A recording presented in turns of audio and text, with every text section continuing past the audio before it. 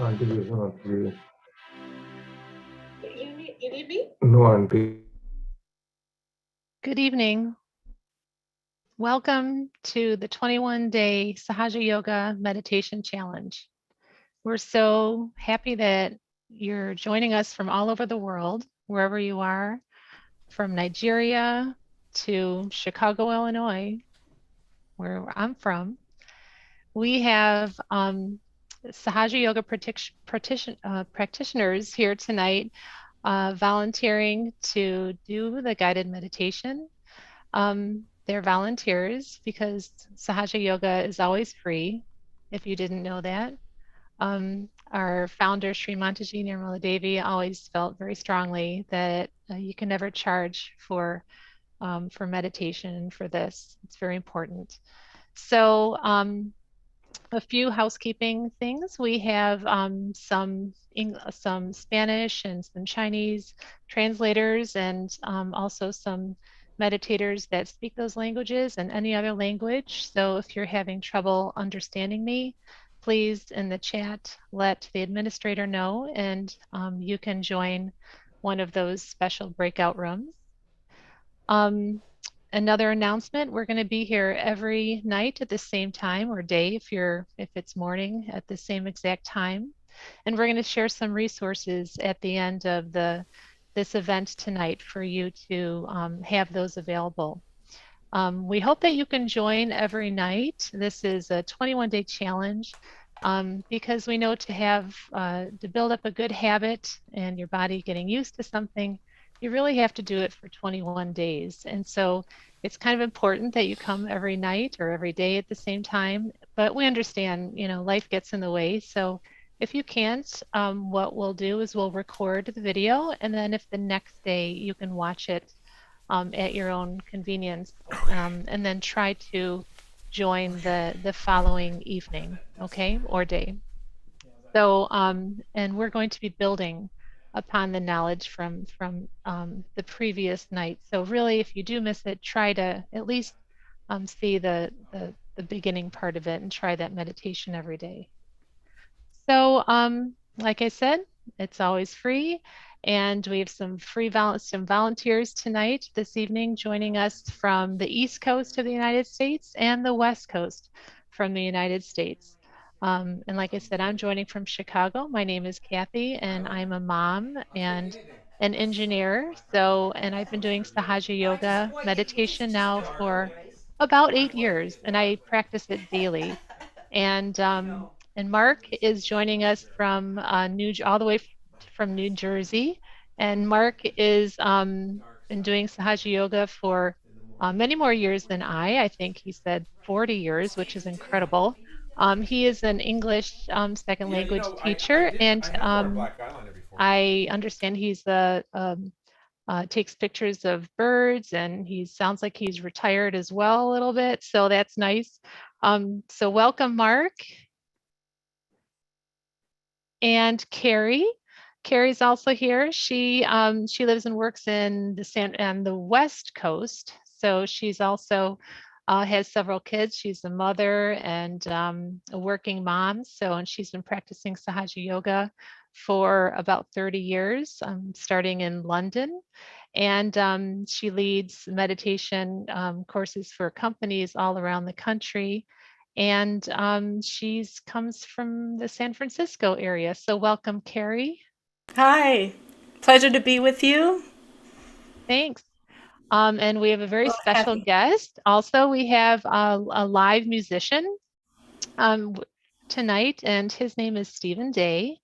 And he plays a beautiful instrument, an Indian instrument. He was born in California. He currently resides in Los Angeles, but has lived and traveled around the world, 6 and 7 continents. And he studied with the legendary Sarad, if I can pronounce his name, a Sarad player, Ustad Amjad Ali Khan, in India for 3 years. He was ceremoniously inducted into the Khan storied family legacy that now stretches across 8 generations. So this is going to be truly special. So if you can't get into a state of meditation listening to this, then come back tomorrow, right? So we'll try again. But no, it's just joking. Stephen spent 2 years composing and recording 2 albums for the London-based music company Boozy and Hawks. I hope I said that right. Before moving to Los Angeles to work as a film composer. So Stephen's unique combination of Eastern and Western music has made him a much sought after composer, and his compositions are featured in network television shows and feature films all across the world continuously throughout the year, and they are beautiful. So we will be listening to Stephen's music live in the middle, right after we Kerry helps us in a guided meditation, and then at the very end of the program.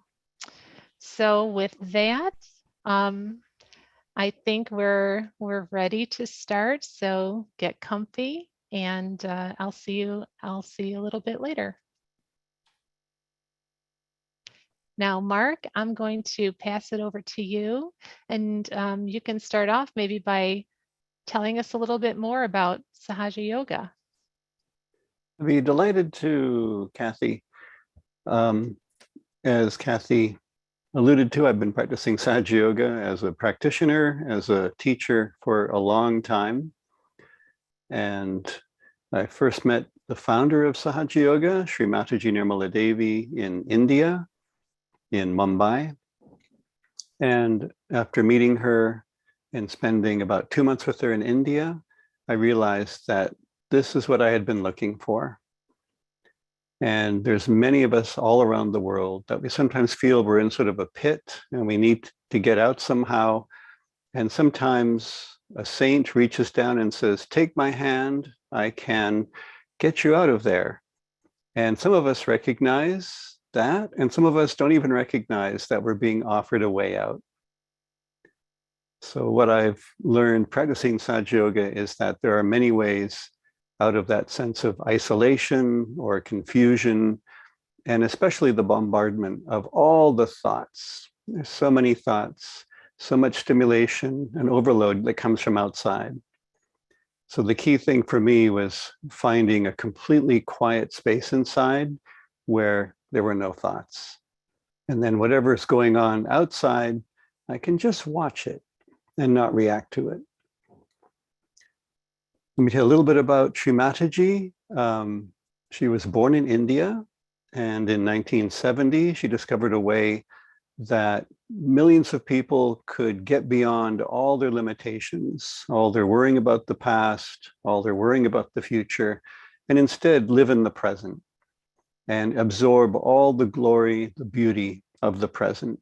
We have all these amazing people we meet, nature, art, and we're on this earth to enjoy all that. So practicing Sahaja Yoga is a way to expand the heart, expand the mind, fill the mind with complete silence and just well-being. Now, that aspect within us that's able to reach up and say, I'm ready to get out of the pit, that's what we call the pure desire, in which we know that there must be something more. There must be a way out of all the things that seem to be holding us back. And so in the ancient practice of yoga, they discovered that there was an energy in every single person that expresses that pure desire. It's coiled in the sacrum bone at the base of the spine. And in India, it's well known as the Kundalini, which means coiled. So in the practice of Sahaja Yoga, the first thing that's going to happen is that pure desire has to become united with our complete expression of what we want to achieve in our life. It has to connect with our ability, our power to make some differences in our life and make this world a better place. So now I'm going to welcome a dear friend from the West Coast, Kerry, who's going to show you exactly how we can use this power within us, the Kundalini, to attain that state of complete silence. Hello, everyone, and I'm really pleased to join tonight, and I'm really excited that all of you are here to take this really amazing opportunity. Like Mark was saying, in the modern life, there's so much pulling at our attention, and so many things that don't seem like they're syncing up with reality. So we're trying to get to reality, and this is a really simple method. It was created by Shri Mataji. You've already been introduced to her. And she created this very simple method. You know, in ancient times, people had to work really hard and go through all kinds of things to get their self-realization. But Shri Mataji came up with a very unique sort of method of raising the Kundalini. And as Mark was showing you, we have this subtle system within us. Everyone has it, no matter where we come from, how old we are, whatever our background, whatever our seeking has been in the past. We all have this system within us, and we just have to activate it. And Shri Mataji has created this method, and it's so simple, even a child can do it. So we have a left side, that's our desire side. And we have our right side, which is the action. So I'm going to show you how we're going to go through some simple steps, and we'll be saying some affirmations to ourselves inside. And it's really important to bring your attention to those areas where we're going to place our hands. So as I said, our left side is the desire side, and our right side will be working on the left side of the body.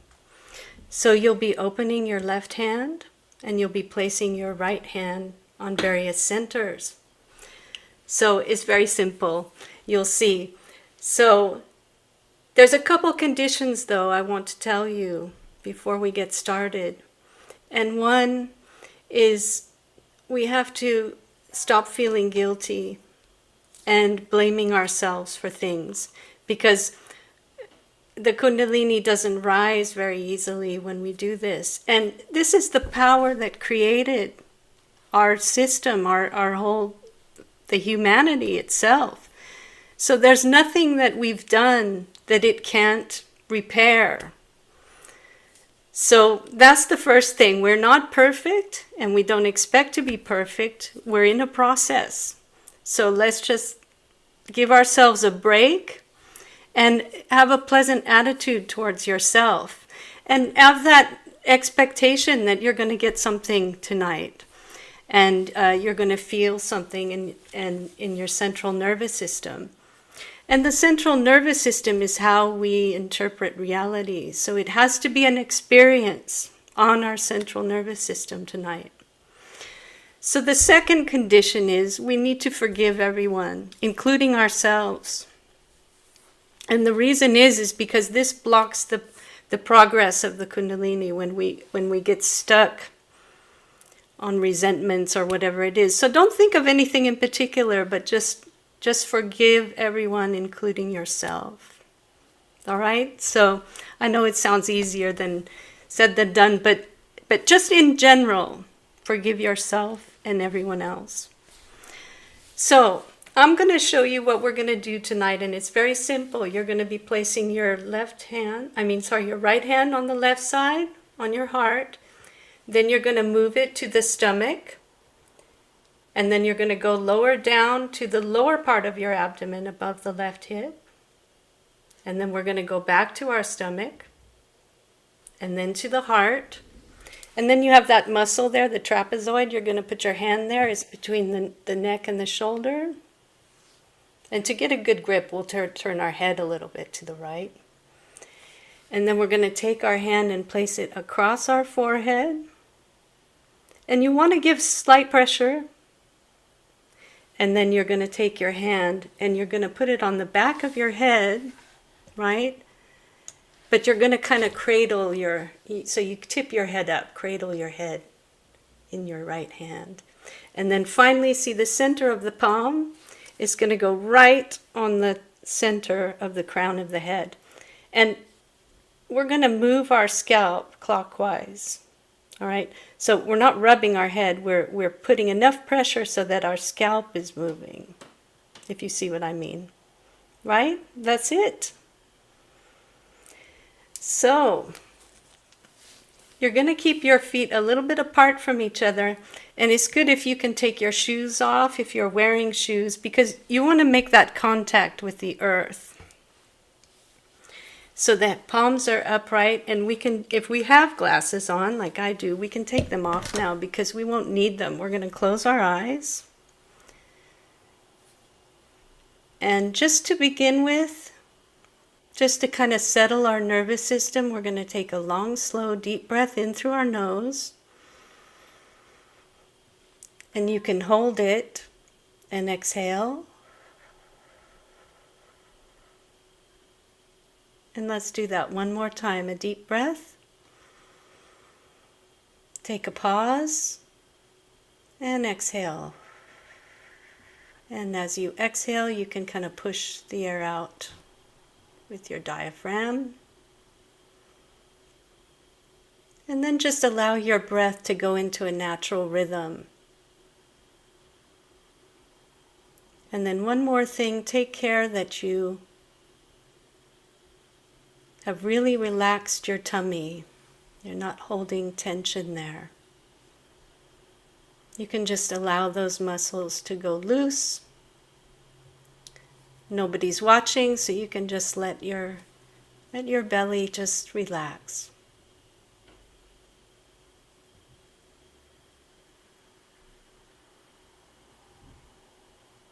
You're already feeling more relaxed. The breath is slowing down. Now let's take our right hand and place it on our heart. And here we're going to ask a very fundamental question. We'll address this energy as Mother. Mother, am I the Spirit? Just ask yourself, your attention inside your heart. Mother, am I the Spirit?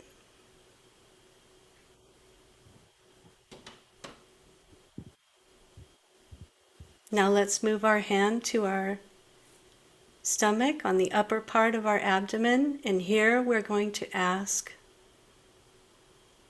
Mother, am I my own guru? Am I my own teacher?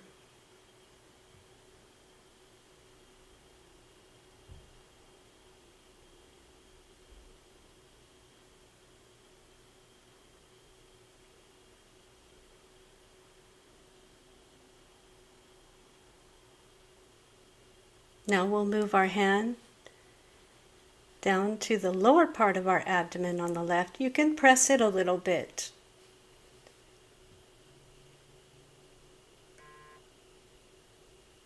And now we're asking, Mother, please give me the pure knowledge.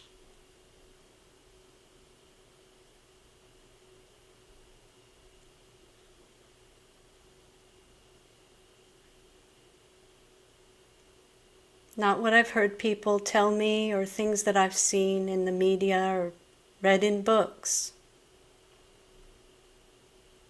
Please give me the pure knowledge, this knowledge that comes from within myself.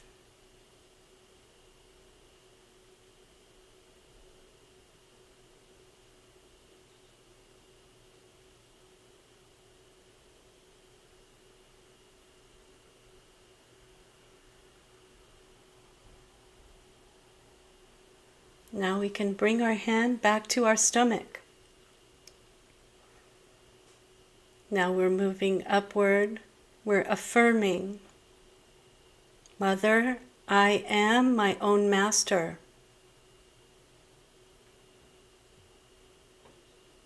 Mother, I am my own guru, whichever word you want to use.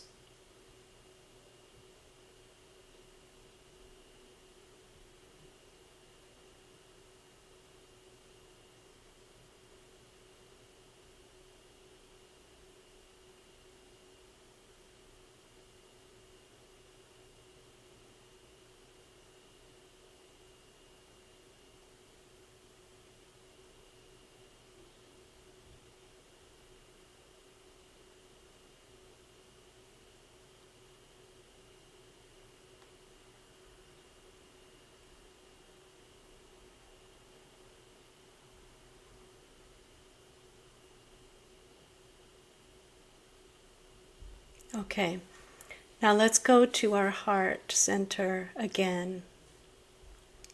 You can take another deep breath here into the lungs.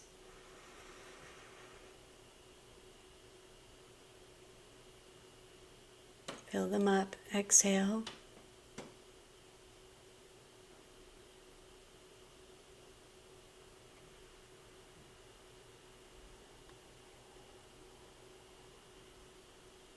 And here we can say, I am the pure spirit.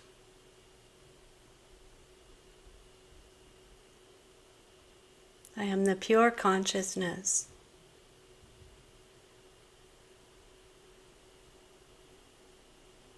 I'm not this body. I'm not all my thoughts or reactions.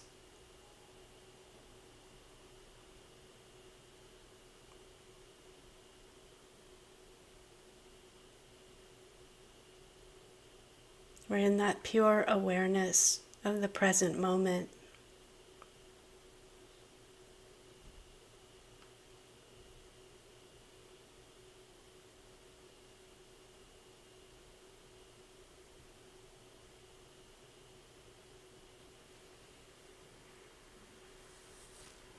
Now we're going to move our hand to the corner of the neck and the shoulder. You can massage it a little bit if it feels tight.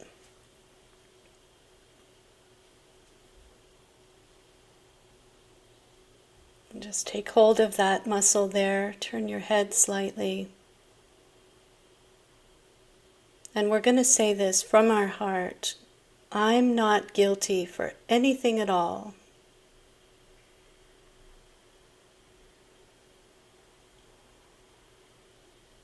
I don't condemn myself.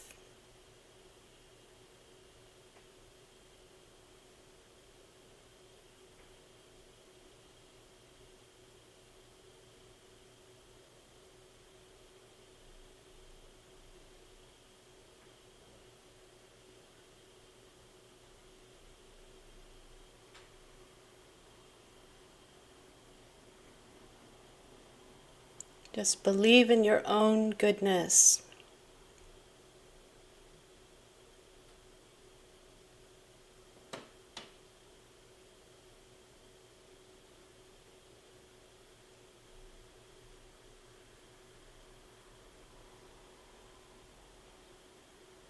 All right, now let's go to the forehead. So our hand goes across. You can bend your head down a little bit.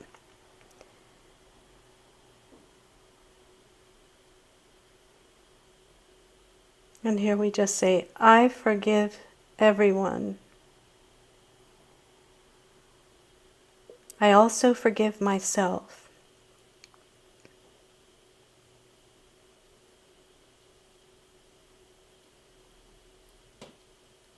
Mother, please give me the freedom from all of the thoughts.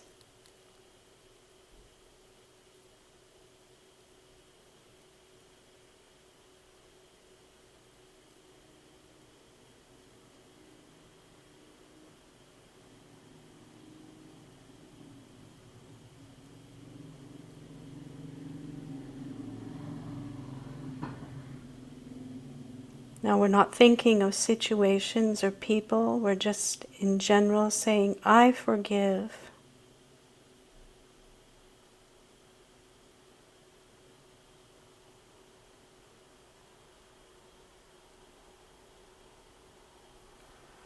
Now we can take our hand and place it on the back side of the head and cradle your head in your hand. So you're facing your face upward. And here we can say, Mother, if I've done any mistakes against my spirit, please forgive me.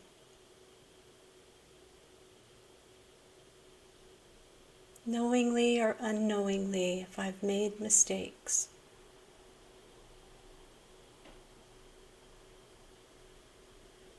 Please forgive me.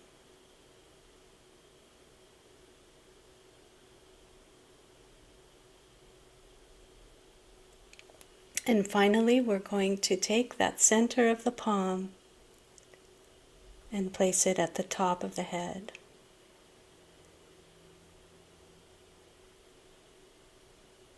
And as we massage it clockwise,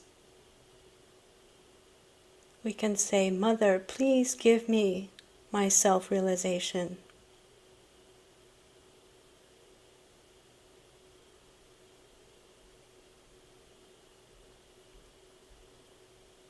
Just express your sincere desire.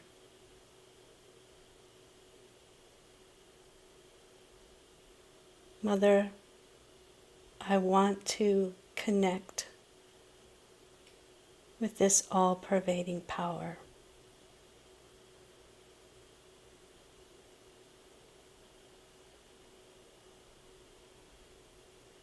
Mother, please let me experience the self-realization.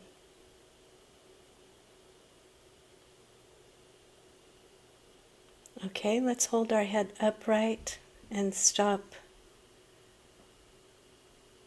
moving the scalp, and we'll slowly raise our hand off of the top of our head. Keep the palm facing the same spot, but just raise your hand up.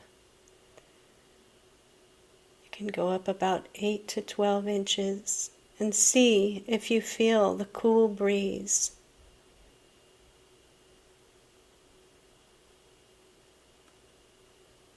It may also start off warm, but if you're feeling the cool breeze,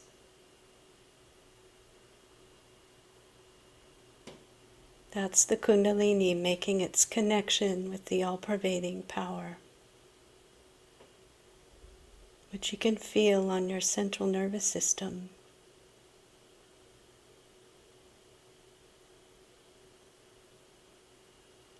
So we can lower the right hand and we can try it with our left hand. Same thing. Keep your right hand open and the left hand above the head.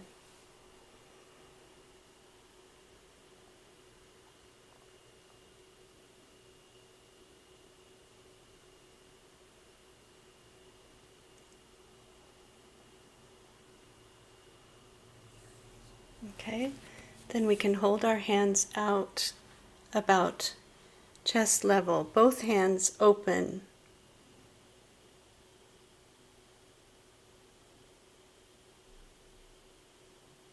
And see if you feel that cool breeze. We'll relax our hands back into our lap. Take a breath.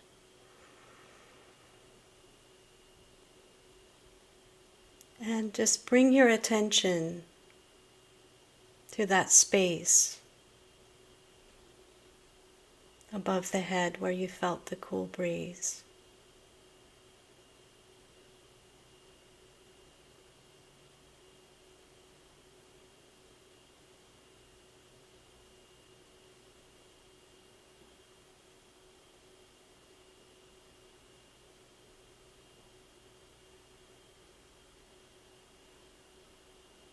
And relax the forehead, the space between the eyebrows.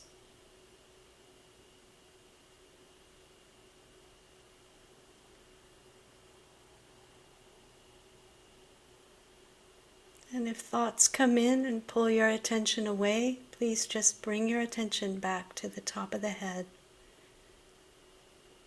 and just observe.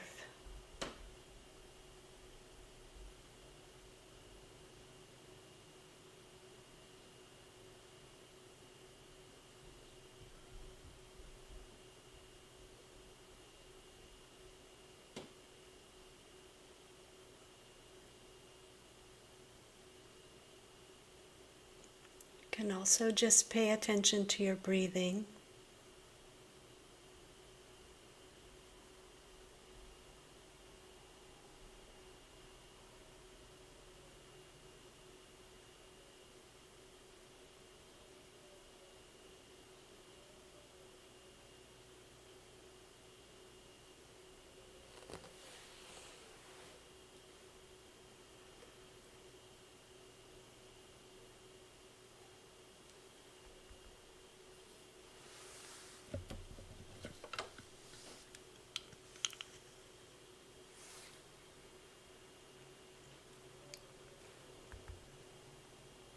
Okay. Take a deep breath, and as you exhale, we're going to take our right hand and slowly move it from the bottom of our torso all the way to the crown of the head. Feel that.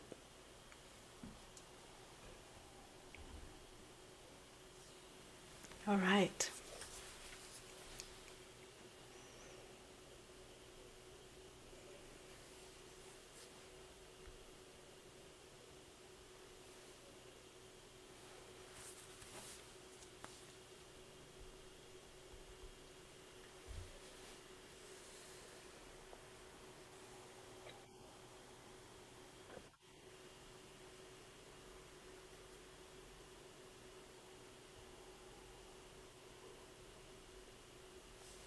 So now Mark is going to introduce a talk by Shri Mataji.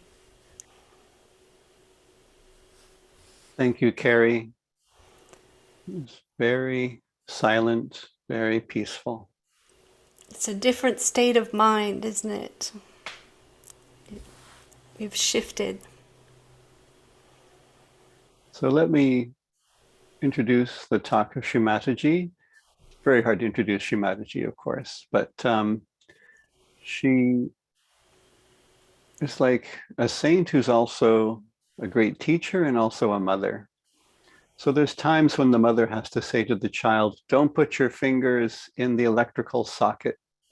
So there are times in her talks in which she can speak quite strongly because she's trying to rescue humanity. And most of the time, she exhibited the qualities of a loving, compassionate, and forgiving mother. And so the way we can open ourselves, open our hearts, is to receive that sweetness and that beauty in her words, and also be aware that sometimes she has to say, look out for the traffic if we're running in front of the car. So in this talk, Shri Mataji talks about the truth. So how can we tell if something is true or not? Is there anything in our awareness as humans where we can say, I know that's true, and I know that's not true? So Shri Mataji is going to explain how, in the state of meditation, how is it possible to determine what is true and what is not? And then what makes Sahaja Yoga so remarkable is that if we are able to attain that state of just knowing what is true without analysis, can we give that same enlightened awareness to others? So we just keep our hands out, enjoy the sweet vibrations that come from Shri Mataji's talk, and then we'll come back after the talk and have another short meditation.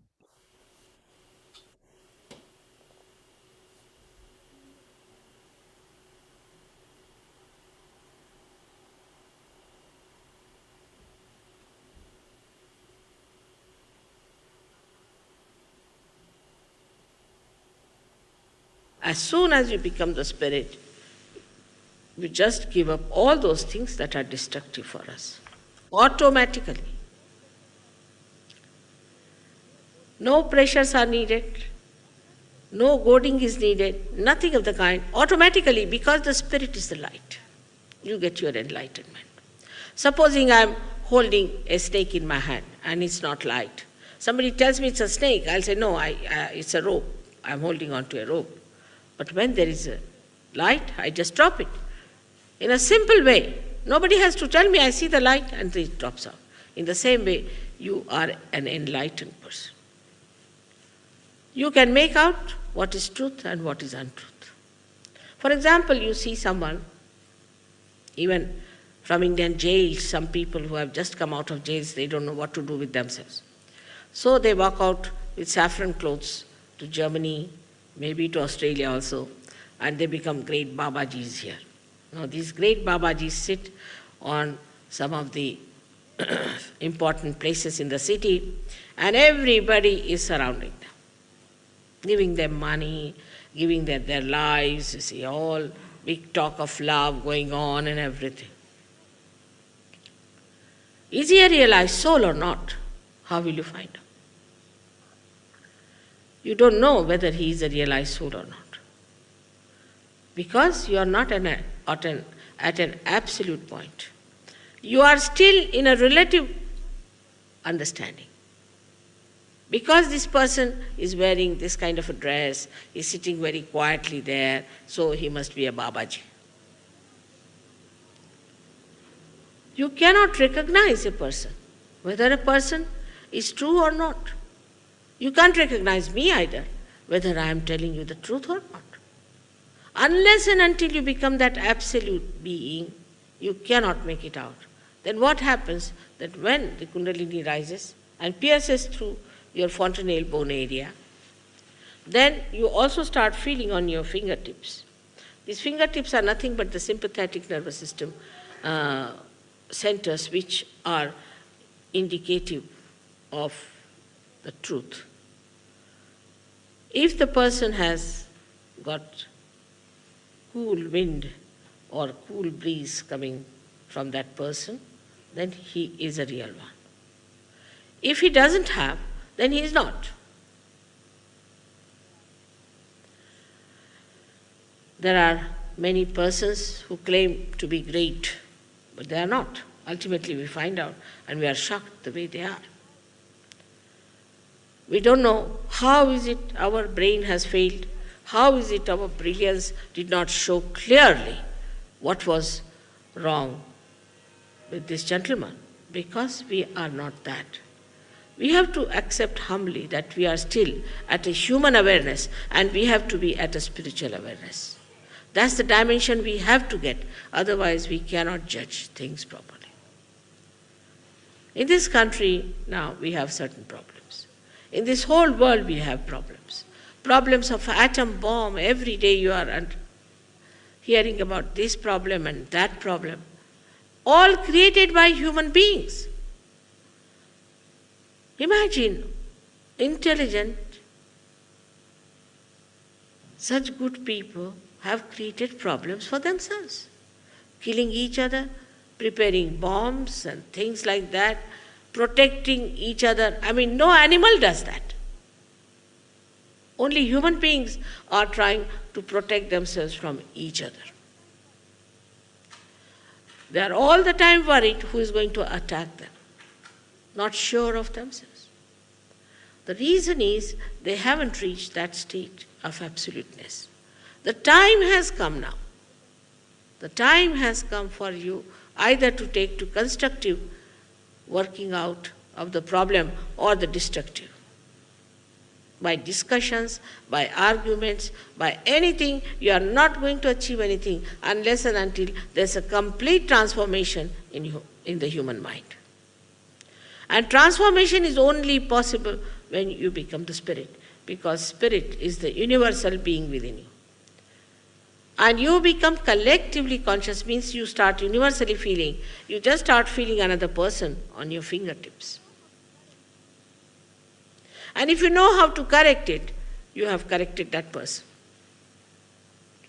This is only the play of love of God. It's so simple. Even children can do it.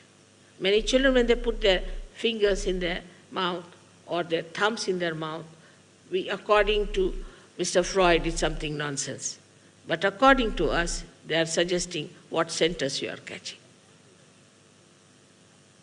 To understand your own children, you have to be a realized soul. Because the understanding is still not matured. Unless and until you become a realized soul, you are not a matured personality to judge anything. At that level, whatever you judge will have another point of view. You can take 10 small children who are realized souls. We have many like that. I type their eyes. Now ask them, what's the wrong with this particular person? They will all raise one finger, meaning this, or this finger. If said this finger means that person feels guilty for nothing at all. This is the Vishuddhi on the left-hand side. Or the right means he talks too much and he has problems here.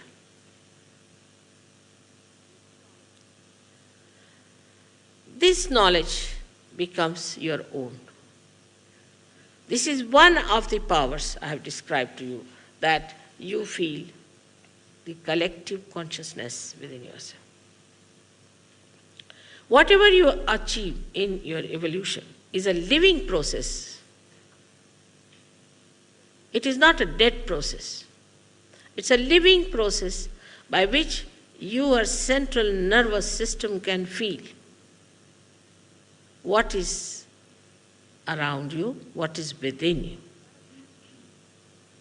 What you call the parasympathetic nervous system gets activated. And you can understand the parasympathetic, while if there are any doctors, they'll tell you that they don't know much about parasympathetic. Now, all these things happen to you, and even if you are a child, you can manage the show. The second power you get is that you can raise the kundalini of another person. Like one enlightened light can enlighten another person. But we cannot deal with people who are nasty, who are superficial, who are stupid, not meant for them. It is meant for people who are seekers, who are intense. They are the chosen ones, and they are called as seekers nowadays. They might be drug addicts, or they might be anything. Doesn't matter. They have been truly seeking, they have taken something wrong as right, or they might have done some mistakes. Doesn't matter. Everything is forgiven. They will get what they want, because they have been intensely seeking, truly wanting to be the Spirit. This is the pure desire of the person that works out. Not a person who is just wanting it for the sake of some sort of a selfish or some sort of a power-oriented ideas. Now the third power one gets is this, that a person becomes absolutely dynamic. He works very hard, he never feels tired. He can do things which he has never done before. I know of somebody who has never done anything artistic. Suddenly he started painting. I know another one who has never known what is poetry because he is a chartered accountant. He has been dealing with money all the time. Suddenly he started writing poetry, that too in Urdu language, which is such a difficult thing. Such dynamism one develops. Apart from that, you develop a special feeling of oneness with others who are realized souls. Friendship and fraternity are such a rare quality that you have never seen such people. Even those people who go to fight in the war and all that, they don't have that love and that pure understanding and pure relationship that you find among the people who are realized souls.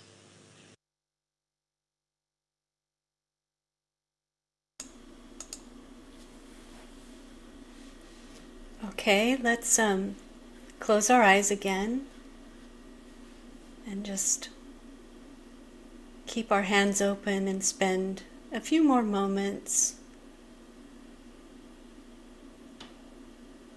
just absorbing vibrations.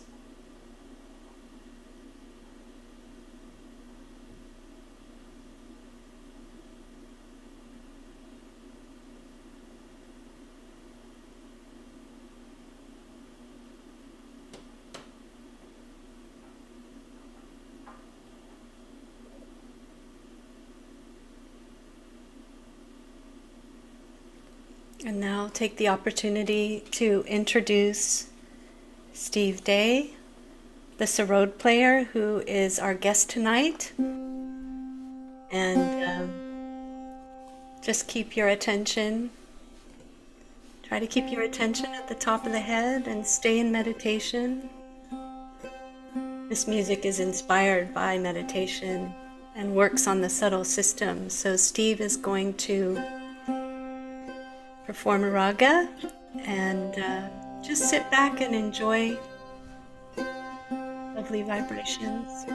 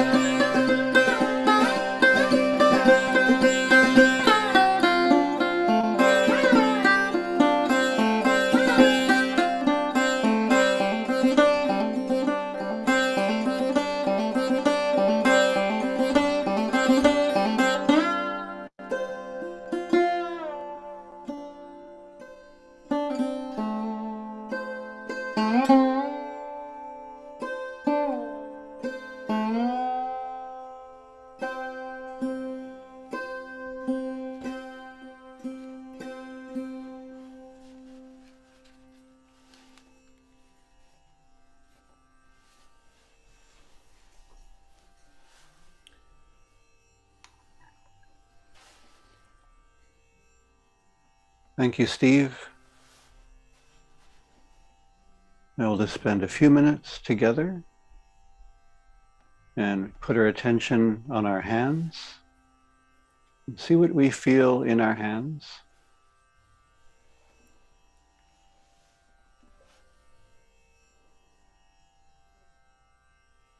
See if there's any thoughts.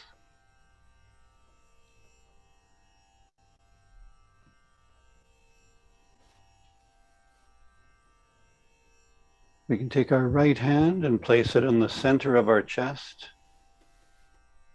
And now inhale slowly. Take a deep breath. Hold the breath and then release.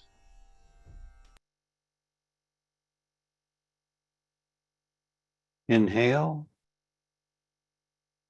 Fill up with air. Hold the breath.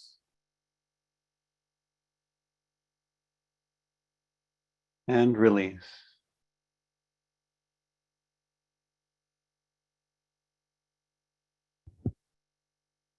We just rest our two hands on our lap with the palms up. We look at the photograph of Shri Mataji, or we can close our eyes.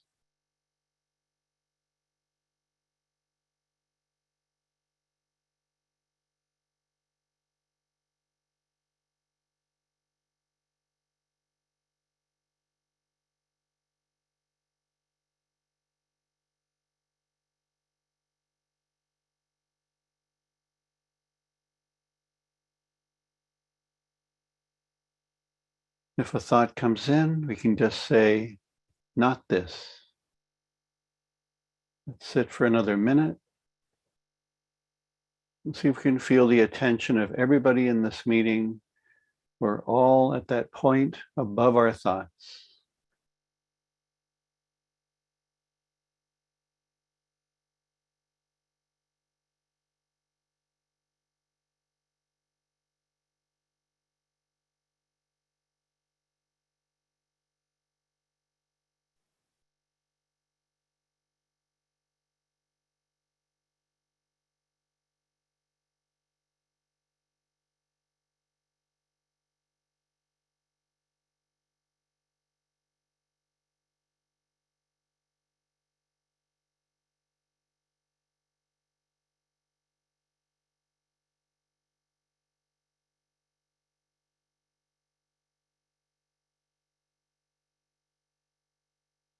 And I assure you the state of meditation will widen and deepen as you go through these 21 days together.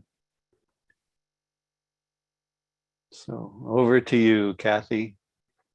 Thank you so much, Mark, and Stephen. Thank you so much. I'm still meditating. I don't want to stop. That was really amazing. And Kerry, they did a wonderful job. That was really, really wonderful. And we thank you guys so much for volunteering your time tonight and everything that you do. You two are wonderful people. And so we are going to welcome Kerry and Mark back for a little Q&A after this little more music from Stephen. And we'll also welcome Stephen back for a little Q&A. But before we do that, I want to thank everyone for joining us this evening in case you do need to leave early. We also want to respect your time and keep everything about an hour, but the Q&A will go a little bit longer than that. So about this course, again, it's the same time every day or every night, same Zoom link, and then we're going to have this, we have resources on this website for you that was shared in the WhatsApp groups. But if you're not part of a WhatsApp group, you can join one. Down at the bottom there, it says the chat one, what's up? to stay connected. If you want to open up the free meditation site, we can show you a little bit about that. And if you want to meditate again later tonight or tomorrow or a little bit today, you could just replay this video, and everything is on this site. You click on the resources and it shows everything that we did today, the affirmations. And then we have here some of the, this is the whole program for the 21 days. And we have the videos also, which are a little bit up to the top, and we have the Zoom and the YouTube videos. So if you weren't able to see the whole tonight's video or want to replay it again tomorrow, you can click on that. And also, if you just happen to, you can't, we ask you that you come back every night for 21 days, but we understand if you can't. And please, we are building on each of the steps. This is just the first day, and you already learned a lot, I'm sure. And hopefully are feeling, the cool breeze and the vibrations in your hands and on the top of your head. And we're going to learn a little bit more about what that means, and say you're feeling a little on this finger and a little on this finger, and how that relates to your energy centers and your chakras in your body. So come on back tomorrow. We're also going to tomorrow, if you're going to show we're going to work on expanding the silence. And so what does that mean? We're going to be doing the self-realization again. So if you do have any more friends or family that would like to join us, please invite them. So we will be doing this again and really strengthen that energy awakening. And also we're going to show you how to balance yourself and raise your energy, and then also protect yourself during the state of meditation and throughout the day. And that's a really important step. So please come back tomorrow. We'll show you how to do that. And also try to be on time. We have a lot of people on this call, almost 1,000. So even though we have a wonderful tech team, and they were really challenged, I'm sure, tonight with all the people, please try to be on time so that they can figure out how to get everybody in time to enjoy the whole session. So we just ask that of you. I think that's pretty much it. We're going to now listen to some more music from Stephen Day. But if you want to sit in meditation a little bit more and listen to that, you're invited to do so. But we know it's been a while. You might need a little break. You might need to stretch a little bit, or just take a little time out. So we'll let you do that, and we'll join you after this little music interlude to answer some of your questions.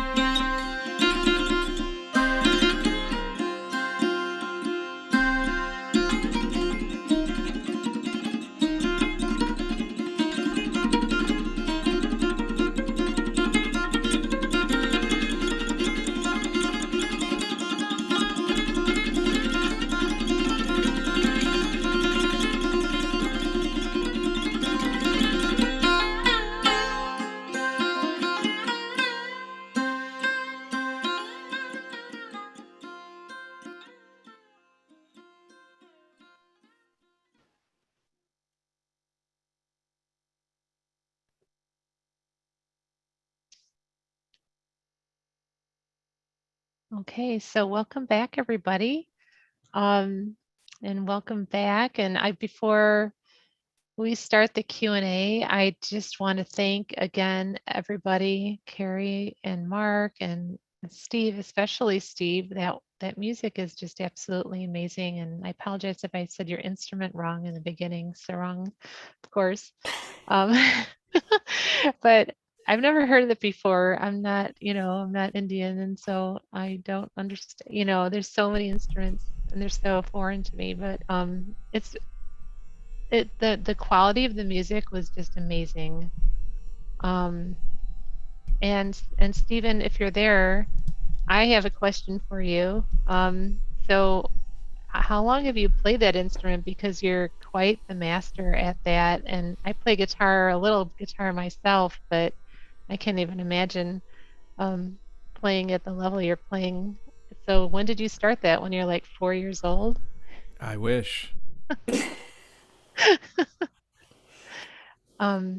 sounds like you're like making that up as you're going along, though. Like it sounds very improvisational. Did I say that right? And are you creating the music as you go along? What's that process like? And how does Sahaja Yoga help that process?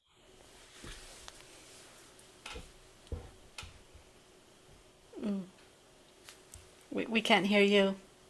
Oh, did we lose Steve? Oh, nope, nope. Get a little microphone issue there. Nope, still can't. Nope.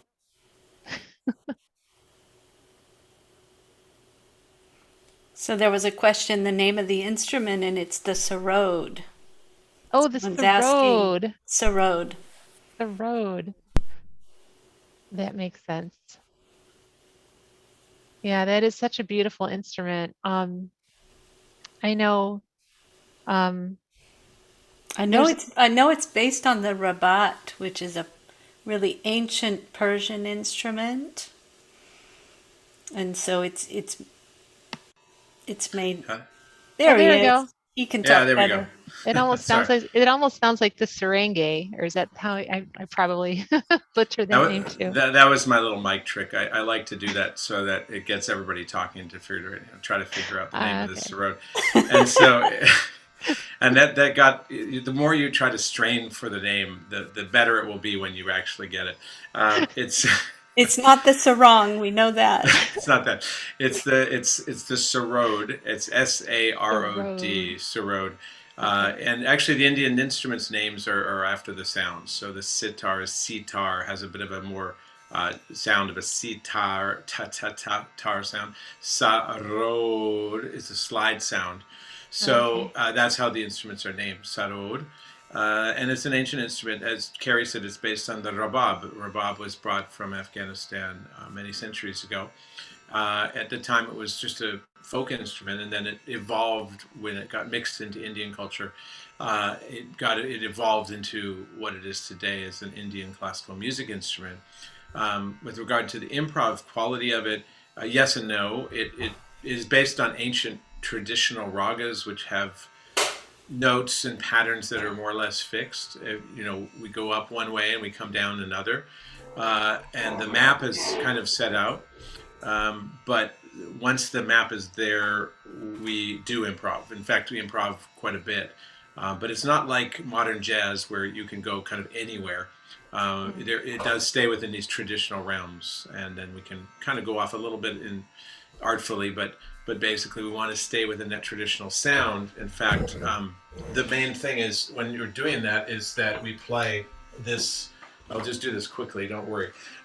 This mood is kept by tuning the strings to a certain raga or sound or set of colors. And once the tuning is set, we don't want to go too far outside of that because it would create a different mood. And there are moods for the morning, there are moods for the evening, there's moods for the late evening or at midnight. And the raga I played first live was called Rag Durga, which is for the heart chakra. And it is an evening or lighter, earlier evening raga, whereas the one you played on the recording Rag Malkons is a later evening raga, and it has a different set of notes. For those of you who are keeping track, musicians out there, on the keyboard it would be black notes, whereas on the Rag Durga has only white notes, white keys. Anyway, don't want to get too technical, but that's a little bit of the background. The other question you asked is Sahaja Yoga and how did that play and how long have I been playing? Yeah, I'm a guitar player by I was playing guitar at quite a young age, just like a lot of American, Canadian, North American kids, European, whatever. And so I did grow up on the west coast of North America, and I played, all the favorites. And then I did come around found Sahaja Yoga quite early in my life, around 21 years old. And so I was, young enough to take new turns in life and have new adventures. And I was very much influenced by Indian classical music at that point, and actually Shri Mataji, who actually gave me advice, which was an amazing experience. At that time, she was traveling the world giving programs like this, giving self-realization, and she was also meeting people and getting to know them and talking with us and guiding us. And in my case, she gave me specific guidance, which one step after another led to me studying in India for 3 years at the feet of a master, a great Sarod legend, Amjad Ali Khan. So that was part of the transformation, that from a guitar playing West Coast kind of guy to a fully fledged concert Sarod musician. And then, of course, I had another set of incredible blessings and luck to come back from India. I was able to play as introductory music for Shri Mataji's programs in different parts of the world. So that gave me a lot of actual concert playing time. As they say, you need 10,000 hours to fly a plane. Well, that was my 10,000 hours. So that's it in a nutshell. I hope that I answered all three of your questions. Yeah, you certainly did. Definitely. Let's say hello to Hitoshi. He's coming in from Japan. Hi. Right. Hitoshi. How are you? You're on mute. Welcome everyone. There you go. We can take questions now from the speakers. Please go ahead and put in the chat. You are the center stage. We are here for you. Yes. So please go ahead and ask the questions. The QA panel is here. Mish, everyone, Gauri, Swapnil, please go ahead. We're waiting for your questions, please. So one of the questions that Amy Traver has is it normal to almost feel like you are in a deep sleep? I guess, Kerry, why don't we ask you this? Is it normal to feel like you're in a deep sleep? And she says she felt the coolness and it was amazing. So is that normal to feel like you're... That's great that you felt it. And what can happen a lot of times is, since we have our left channel and our right channel, and we're always go, go, go, most of us, on the right channel, meaning, that's the active side. So sometimes when we get our realization and we start to meditate, sometimes we drift off more into the left and feel sleepy. And some people even fall completely asleep. And what's happening is your Kundalini knows how to balance everything, and you're just sort of drifting off into the left side a little bit. So nothing to worry about. As we progress, we're going to learn how the Kundalini, we can work with the Kundalini and begin to balance the left and the right side so that we get in the center. And then when you're meditating, you will neither go into racing thoughts and inability to slow down, nor will you drift off. You'll be centered, but just be patient with yourself. And we'll teach you guys later some techniques too. Like I know when I first started, I was like that. It helped me to keep a light on in the room, or maybe a candle on my left side to help just keep that light energy and keep me awake. So that's a really good question. Excellent question, and I think a lot of people have had that experience. So right. Yeah, us active Americans too. We need to, we never sit down and relax. So every time we do, we just we have to, basically we're exhausted, right? And our body is exhausted. So by doing this, your left side day, will get refreshed, as you start to progress. So yeah. And Be by doing, patient. yeah, and by doing this every day, you'll get more energy and you won't feel that out of balance. So don't worry. So Mark, we have a question for you. So the question was from David Seller. I hope I pronounced that right. Regarding the posture, the meditation posture. So he says that a lot of the practices stress the importance of being in the lotus pose. I know I can't get into that pose. I can do a little, cross-legged, but not that severe kind of lotus pose. And he says he struggles with bad knees. So after 20 minutes, he has to sit in the chair. How important is it how they sit? I can tell you that it doesn't really matter how you sit, as long as your attention gets above all the thoughts, gets to here. So if you're sitting in a chair or on the floor, on a cushion, it's basically what happens to your attention. If it's completely silent, then it's working. Of course, if you can sit on the ground directly, lotus position or any kind of cross-legged position, it's very good to help soothe down your subtle system. But if you've got stiff knees or uncomfortable, that's going to distract you from enjoying the meditation. Absolutely. So the main thing is you don't want to have any attention on what your body is feeling. You want to just see, am I thinking? Am I enjoying? Okay, Kerry, we have one for you. Thanks, Mark. And before we go on, so sometimes what I would do in the very beginning is I would sit a little bit on the ground, and then when I just, when I started to feel like that wasn't uncomfortable, then I would sit in the chair or vice versa. So yeah, you can switch back and forth. It's okay. Okay, Kerry, we have a question. I always felt warm in my left palm and did not yet feel anything on the top of my head. That's from Gauri Kapar. And probably in most of this session, we have either people that, felt felt a lot of those vibrations in the top of the head. Some felt a little something and something working out, and some people didn't feel anything yet, but hopefully tomorrow, right? Sometimes Yes. the first time you're a little excited and you're a little nervous and maybe a little afraid, like what's happening, what's going on? So you don't really settle in. So what would you say to someone who's feeling a little warm in the palm, but still not feeling it up there? Okay, well, I would say don't despair, because you're starting to get sensitive, and the sensitivity to the warmth is great, because it tells you that some feedback is starting to happen on your hands. And if you didn't get all the sensation we were talking about of coolness all the way at the top, there's the left side, there may be some imbalance or some accumulation there, and we're going to explain a lot more about these two channels of energy. They basically follow your sympathetic nervous system.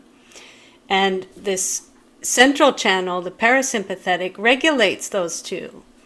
So it's just a matter of there's some imbalance there on the left side, and that's perfectly normal. And so I wouldn't worry about it, just stick with it. Because the other thing is, did you feel relief and relaxation from the meditation tonight? Mm-hmm. Because if your state of mind is shifted at all, and you felt like you were calming down, your nervous system is calming down, this Kundalini energy is your individual mother.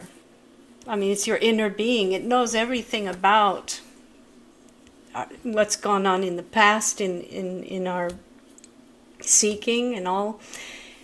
And so it's going to be directed when we do the affirmations, of course. But as you go silent, as you draw your attention inward, it's working on you individually. So I would say just be patient, and you've got so much support here too. You're going to find out as we're building a community here of people who are supporting each other. So we're all raising our level. So all those people out there, we're all we're all raising the level of the vibrations together. So the other thing I would say is don't feel alone in your experience, because we're all working it out. So I would say just stick with it. It'll work out. Absolutely. Thanks, Kerry. I know when I first started, I felt heat on the above here and the left, and I would feel sometimes in my actual chakras like, "Whoa, what's that?" It was like a bump, or or something like a pain of, "Oof, what was that?" And that friction, of the Kundalini Right. energy coming out is the heat, and you would feel like this hot flash, and that was quite startling, but yet amazing at the same time. It felt like, okay, something's definitely happening. Yeah, I we're don't know happy when what. something is happening, right? Because Right, I mean, it's a living process. It's a living right, energy. So you're throughout this whole 21 days, you're going to feel things not only in your hands, but maybe on the centers. right. And the other thing I would suggest is, from this day forward, you have your realization. You can write down some of your experiences as you go, and it's really amazing when you look at it later, right? I wish I would have done that. People told me, yeah, Oh, to do that's a that. I great would, suggestion. yeah. Um, there's a question from Victoria saying that was a beautiful experience. Felt the cool breeze. That's good. Thank you. Are there any concerns in doing this practice with various medical conditions, AFib, heart, inflammatory conditions, for example? Let's see. Well, I know I could speak to the inflammatory conditions, and like I had a little bit of AFib in the beginning and anxiety before Sahaja Yoga, and I had suffered my family with like lupus and rheumatoid arthritis, and it runs in my family, and so I was getting kind of some symptoms of that fibromyalgia. I had anxiety, and I had high blood pressure. So those are all my symptoms when I came into Sahaja Yoga. And that's actually one of the reasons that I started Sahaja Yoga. And I chose meditation instead of medication. So that was like a conscious choice. It was like, well, meditation's free. Medications, all these medications I'm going to be on for the rest of my life, it's going to be really expensive, and who knows if they're even going to work or what kind of side effects. And meditation, I knew that that there were no side effects. I mean, there are only good side effects instead of bad ones. So I said, oh, I'll give it a shot. So about a month later, no symptoms, no high blood pressure, no pains, and still to this day, I'm still on no medication. I don't have any of those conditions. I even went back for like a blood test just to check, and all the rheumatoid arthritis is gone, and lupus. I mean, there's no sign that I even have those in my DNA history. So I don't know where they went, but I mean, it's quite amazing. And my husband had AFib, and a thyroid condition. Once he started Sahaja Yoga, those two just disappeared as well. His doctors were completely amazed, and they asked him, what is he doing? They wanted to know so they could tell their wives.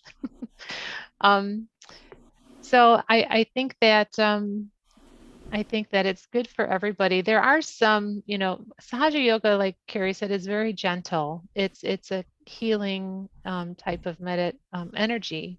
It's intelligent and it heals. It wants to heal you. So it's okay. Whatever you have, if you do this, it'll actually get better, not worse. Okay, so another question. Who's next? Stephen, are you still there? Wake up. How many times a day should this practice be limited to? Is it okay to do this practice 3 or more times? What would you say to that? Oh, Is that for me? yeah. Oh, yeah. How many times do they practice? Are we talking about the meditation? Yeah. Can you? Yeah. Like, I mean, sure. Yeah, the meditation. I was lucky again earlier on in my 20s to meditate every day for. I mean, you could start with 10, 15 minutes, whatever works for you. Ultimately, it's wonderful if you can carve out longer periods of time as you get more into it. or if you can get into it right from the start and meditate for a half hour or longer, that's fantastic. Depending on your life situation and how you're willing to get up in the morning, it's really wonderful if you can get up in the morning early, when the birds are just chirping, or even earlier, whatever works.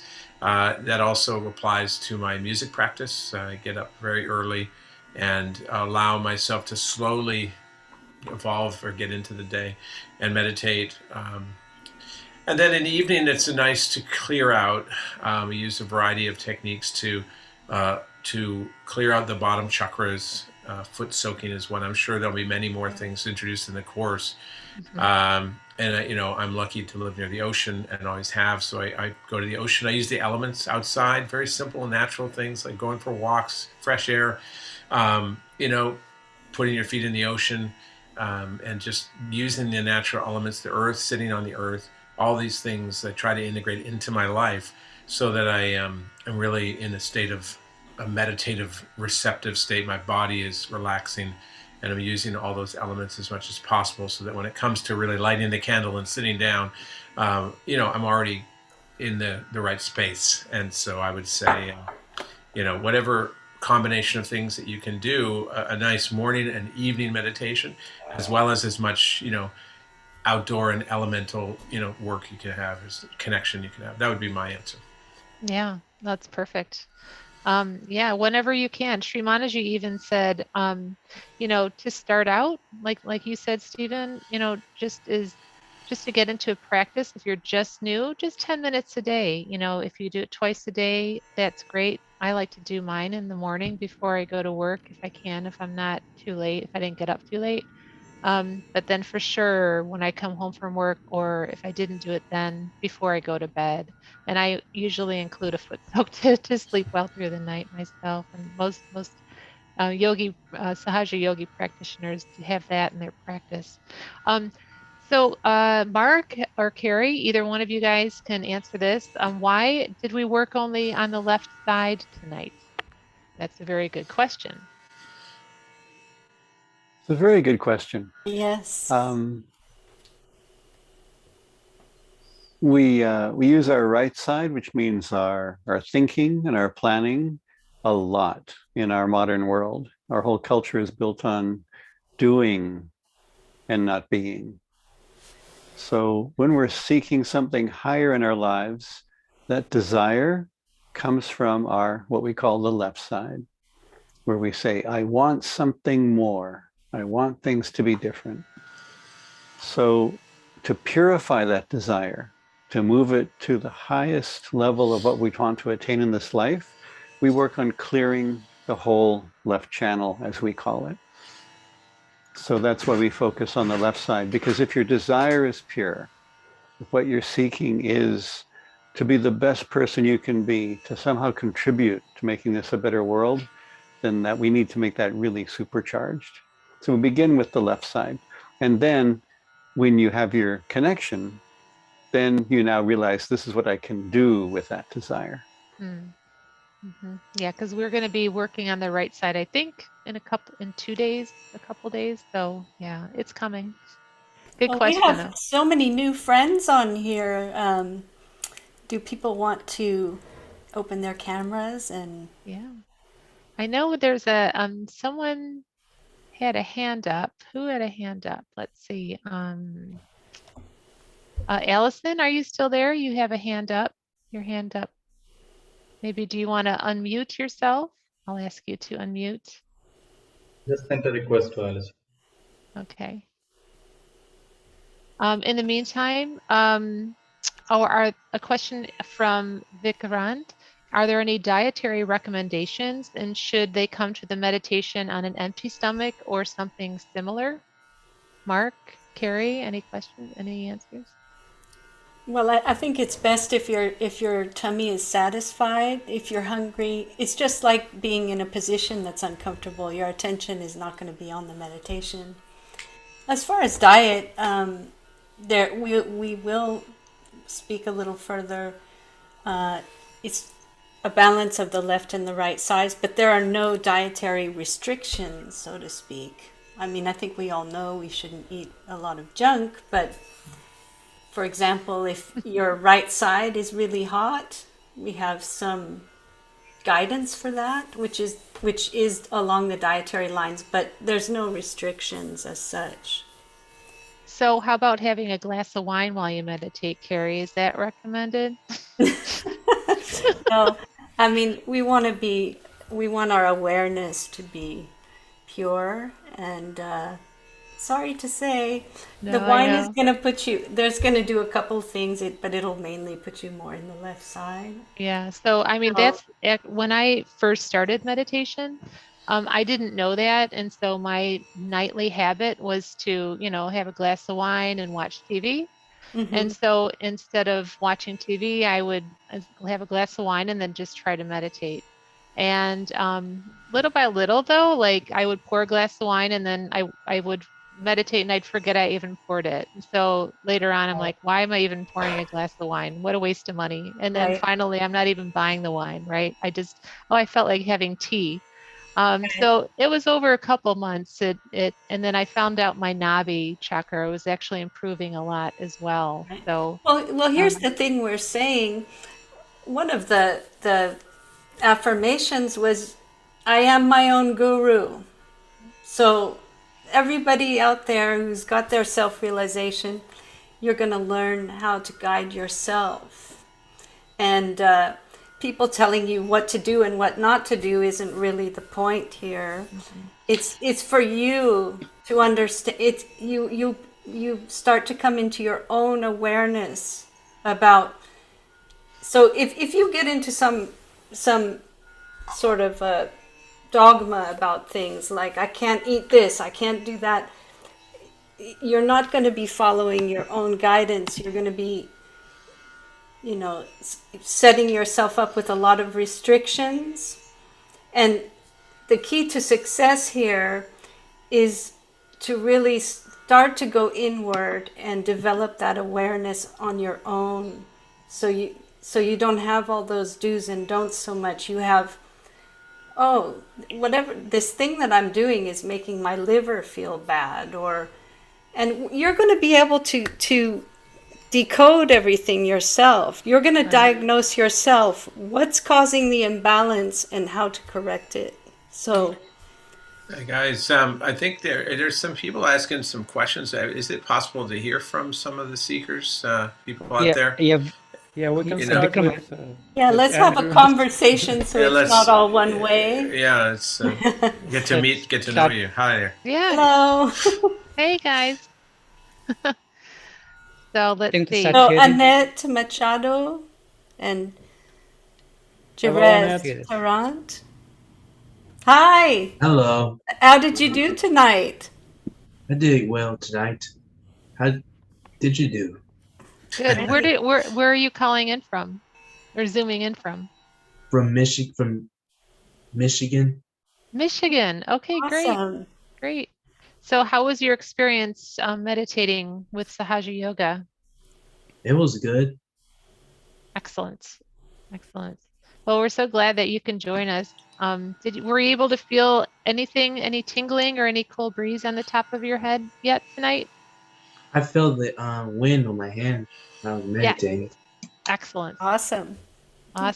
Yeah. It's either on your hand here or the top of your head. Yeah, that's awesome. I'm so glad. How about you, Annette? How did it go for you tonight? Oh, looks like she's muted. Let's see if we can unmute. Okay, there you go. Hi, everyone. I suddenly had a bunch of guests come over. So I had a lot of nieces and nephews here. So that was a little distracting. They were running around but no, I'm grateful to be here, and I have meditated in the past. It's just I've been out of the loop. So I didn't feel much tonight, but I think that's just because I just have, I just had a lot going on in my environment. Yeah. Unexpectedly. That happens. Life happens. Yeah, we can't control that. Invited them to meditate next time. Yeah, right. Maybe they wanted to come, but yeah, listen to the I music. just kept it on. I kept it on, and they were here with me just for a little while, and they wanted to play a quiet game of cards where they were sitting on the floor here and they were making designs with the cards. And so since they were being quiet and they were making designs with the cards and playing, I just had the meditation on for them to listen to because no one was really Perfect. talking. But Perfect. Yeah. All right, good. Well, hey, Kyle, how about you? Where are you calling in from? Calling in from San Diego. Cool. You know what? I suffer from horrible chronic pain. I have a bunch of fusions in my back and my legs are all messed up. And you know, I have horrible migraines. I get like Botox treatment for my migraines. I just got it done yesterday. And you know, I take like 18 different bottles of medication, and I have a pump in my stomach that has dilaudid and fentanyl in it that goes through a catheter into my spinal fluid. So like, you know, I'm trying to find all these different ways to relax myself and everything, and it's very difficult for me to try to do mindfulness and everything. I've done a lot, and but you know what, like this one seems like the most simplest one, easy one to, you know, get myself into out of all these different ones I've done Zoom classes with, and all the different meetups, and you know, going to mindfulness classes and with psychiatrists and, you know, life coaches and everything. I've tried so many different things, and I really enjoyed this one. This one was very nice, and you know, I look forward to coming each day or looking we're so glad that you're here. This is going to be really helpful, and I want to know, follow your progress through the 21 days. So please stick with it, and then hopefully you can come every night.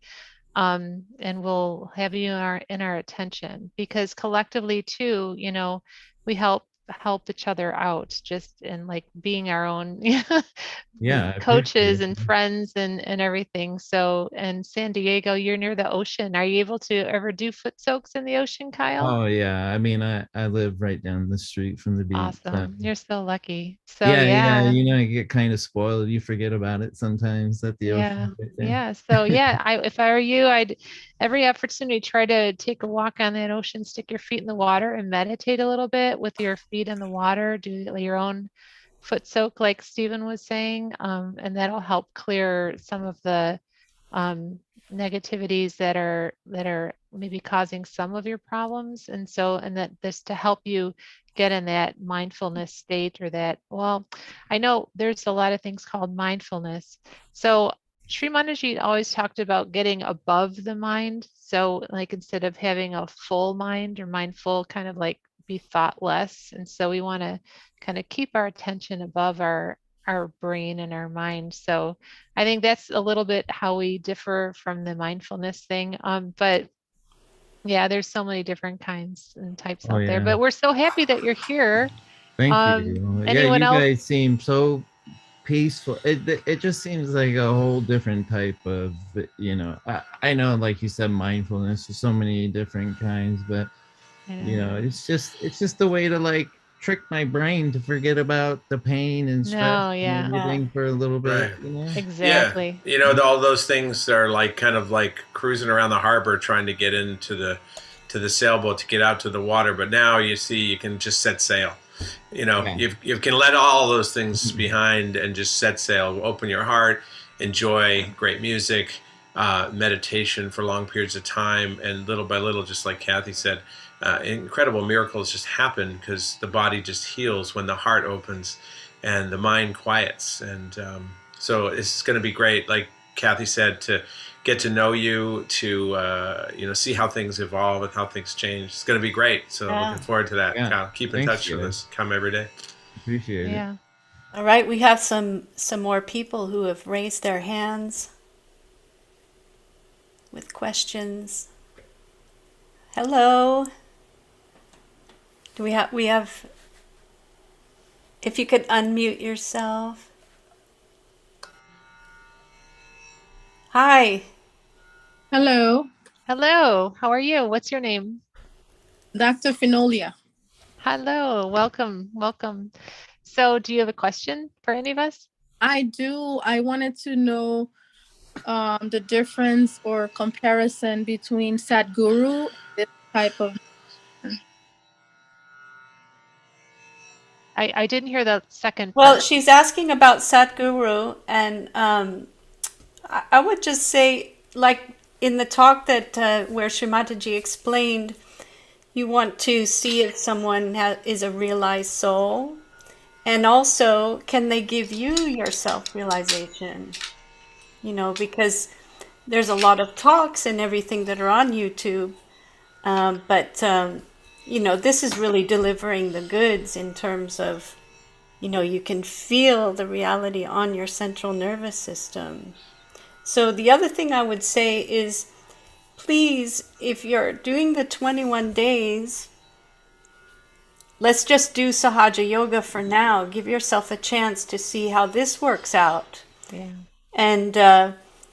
And then, you know, so we're not mixing lots of different things, because then you won't know what's giving you the benefit, and you won't discern the vibrations in a clear way.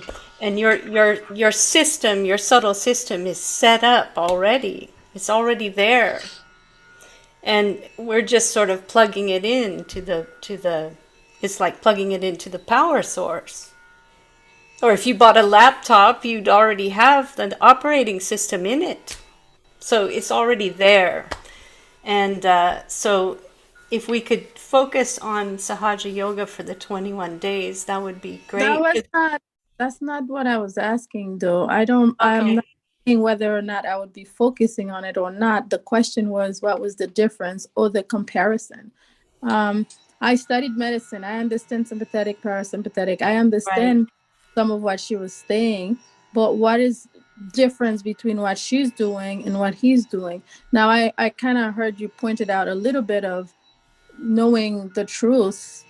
Everything out there, that even the churches, they are saying that too. You can learn the Yeah, truth from that. exactly. Right. I'm also a pastor, so I understand a lot Yeah, of things. we've obviously made some really bold claims, you know. Right, but I really just wanted to know.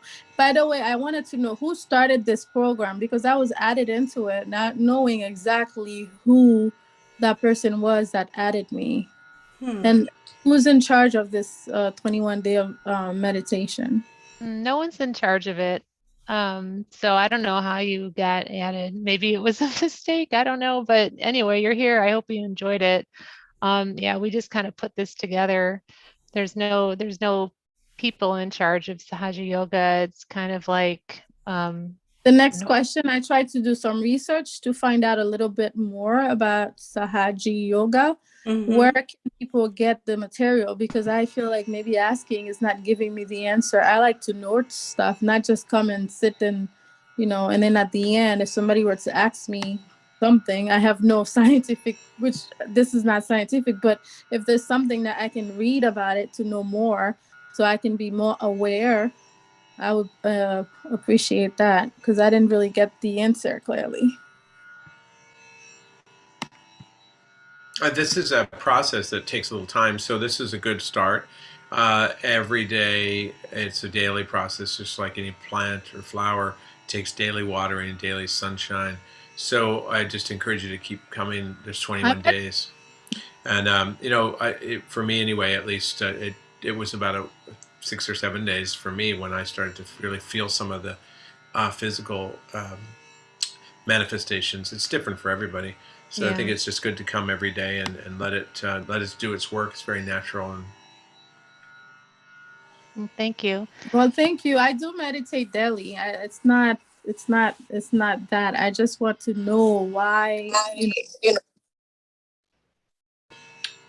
Yeah, why? Just you made to meditate. Like as Kerry was saying, you know, whatever you've been doing is fine. What we're asking here for the 21 days is to try this.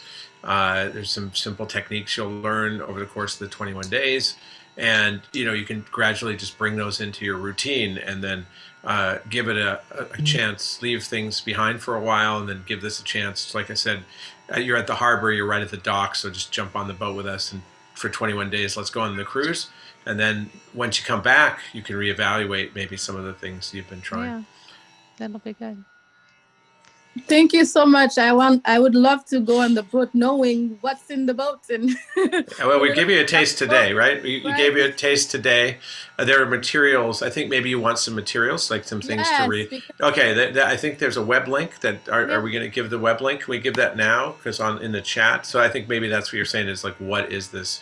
What is the system or something? So there are written materials with diagrams. That should help. Thank you. Yeah, that's right there now. I think they've got something in the chat. Oh, there you go. Yeah, so on that freemeditation.com website, AU March 2022. Yeah, it's all there. So yeah, and then I think can you answer questions from there, guys? I mean, could Doctor, I can't pronounce your last name, Doctor. What's your last name again? Idahosa. Idahosa. So can Dr. Idahosa contact us if she reads something? Can she then email us or contact us somehow? Absolutely. So where is there contact information there? I think that's what you need, right, Doctor? You want to kind of check this out, read about it, and then ask. Yeah. Or right. And so, no, this is very organized. There's a lot of information and a lot of backup for each chakra, for each session, for each treatment. There's a lot of information. The only thing is that this is really not a mind-based kind of meditation. We really encourage, as you get into the experience, you really go beyond the mind. So it takes a little while. I would say just don't get too lost in all that reading material, because after all, that's kind of what we've been doing already. She was mentioning sympathetic and parasympathetic. The average people do not understand that. Right. So it makes sense to have a knowledge of what this is referring to in connection with medicine, and this is what I study. So as a person that studies this, I could then visualize and see where it's coming from and put it together. It would be a lot easier for me to then get into the rhythm and go on the boat. Yeah. Boat, well, I actually, if you come on the boat, we've got doctors actually that have done a lot of this kind of research. We'd love to introduce you to them, because they would be able to address some of your questions in the language of medical language. Like when we get into a little bit more technical terms, and they would be able to address those. So there are a lot of people I'd love you to meet and talk to. So I encourage you to. I don't even know how it works, but maybe you could just take my email or something. I'd be happy to introduce you to some doctors, or just keep coming back. I'm sure that people I actually, my house is quiet right now because I asked my two boys to listen, and all of a sudden they wanted to sleep. So it worked great. Hey, that's good. It's like a babysitter. Yeah, invite them tomorrow. I told them we're going to be doing this for the next 21 days. There you go. I hope they weren't sleeping because of my music. No, I loved it. All right, sounds good. Looking forward to continuing to get to know you. Yeah. Oh, thank you so much. Oh, so Rose, you have a question, so I'll ask you to unmute yourself and ask away. Go ahead. Hi, Rose. Oh, okay. There we go. Okay, there you go. Go ahead. Can you repeat that? Great. Yeah, sure. Just as an individual responding to another peer, I took Sadhguru's course as well as YouTube videos, and from my experience, he had used for Shambhavi Malmudra, the one that you pay the $300 for, the initiation. He explained it in a way that it was an occult process, actually taken from my area of India and Kerala. And he had adjusted the occult process where it's supposed to be a two-way connection, but it's not really natural. It's an occult process. But he had, because he, quote unquote, he said it like verbatim, he didn't want us to get up into any mischief and look into anybody's business. So he closed one channel so he could only look into us, but we can't look into anybody else. Yeah, so there's a lot of, So I know like there's a lot of like gurus out there that will ask people to pay a lot of money. I mean, $300 is maybe considered really a lot of money for some people and not so much for some people. Like in America, I know some people even charge $2,000 for something that we did tonight. I mean, and that would be like at the last day of the session. Or some people, some gurus will promise something like this, but then they never deliver. Like they continuously, it's like the carrot on the stick. They continuously dangle that. And then they even ask people to pay for mantras, or maybe if you pay it like a monthly fee, you'll get a mantra book or mantras a week. I don't know. But everything's free in Sahaja Yoga, everything. Yeah, there's in the self-realization is the Kundalini awakening, you know, there's a lot of mysticism behind it. And it's really, you know, I think Shri Mataji spent her whole entire life trying to break that myth.